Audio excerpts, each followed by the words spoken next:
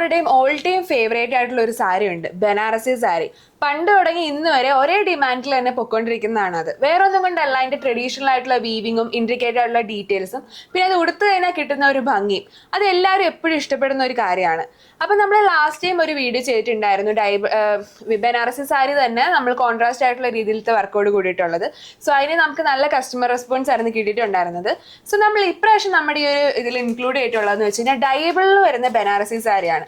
So നമ്മൾ ഈ ഡയബിൾ ആയിട്ടുള്ള ബനാറസി സാരി കൊണ്ടുവരാനുള്ള റീസൺ എന്ന് വെച്ച് കഴിഞ്ഞാൽ ഇപ്പോൾ ഉള്ള ഓരോ ഇവന്റ്സും, വെഡിങ് ആയിക്കോട്ടെ, കോളേജിൽ നടക്കുന്ന ഫംഗ്ഷൻസ് ആയിക്കോട്ടെ, എല്ലാവരും പ്രിഫർ ചെയ്യുന്ന ഒരു തീം ബേസ്ഡ് ആയിട്ടുള്ള രീതിയിലായിരിക്കും അവരുടെ ഇവന്റ്. ഒന്നെങ്കിൽ ഒരു കളറോ അല്ലെങ്കിൽ എന്തെങ്കിലുമൊക്കെ ഒരു ഇത് വെച്ചിട്ടായിരിക്കും അവർ എപ്പോഴും അവരുടെ ഇവന്റ് നടത്തുന്നത്.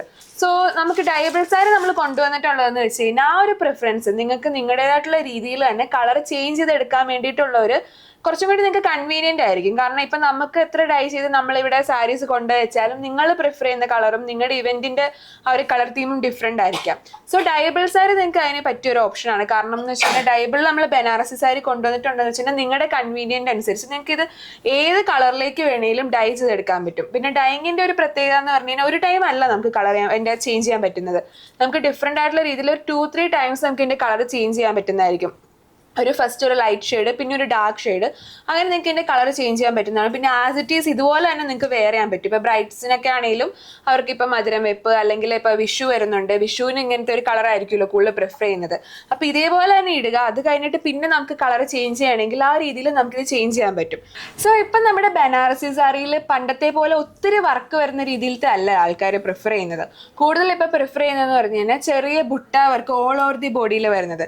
അതിപ്പോ ഇതുപോലെ അടുത്തിട്ടുള്ളത് ആയിക്കോട്ടെ അല്ലെങ്കിൽ ഡിസ്റ്റന്റ് ആയിട്ടുള്ളത്, ആ ബുട്ട വർക്ക് വരുന്നതാണ് ഇപ്പൊ കൂടുതലും പ്രിഫർ ചെയ്യുന്നത്.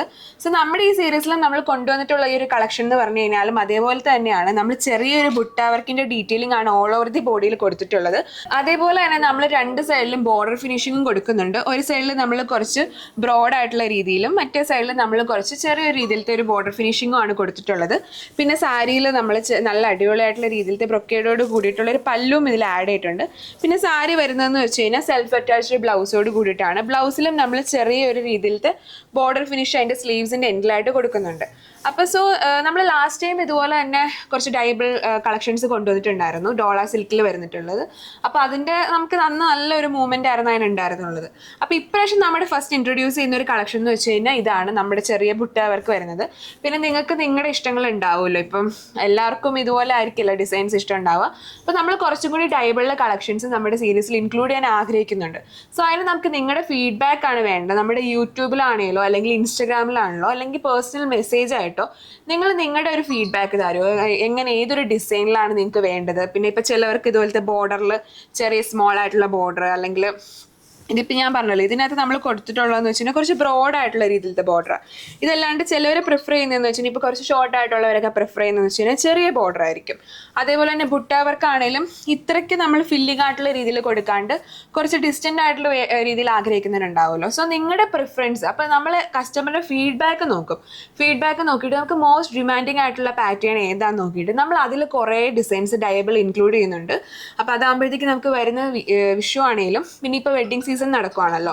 സോ അതിനൊക്കെ നിങ്ങൾക്ക് നല്ല ഹെൽപ്ഫുൾ ആയിരിക്കും. കാരണം നമ്മുടെ ഏറ്റവും കൂടുതൽ ഇപ്പം ട്രെൻഡിങ് ആയിട്ടിരിക്കുന്ന ഏത് പാറ്റേൺ ആണോ അതിൽ നമ്മൾ കൂടുതൽ കളക്ഷൻസ് കൊണ്ടുവരാനായിട്ടാണ് നോക്കുന്നത്.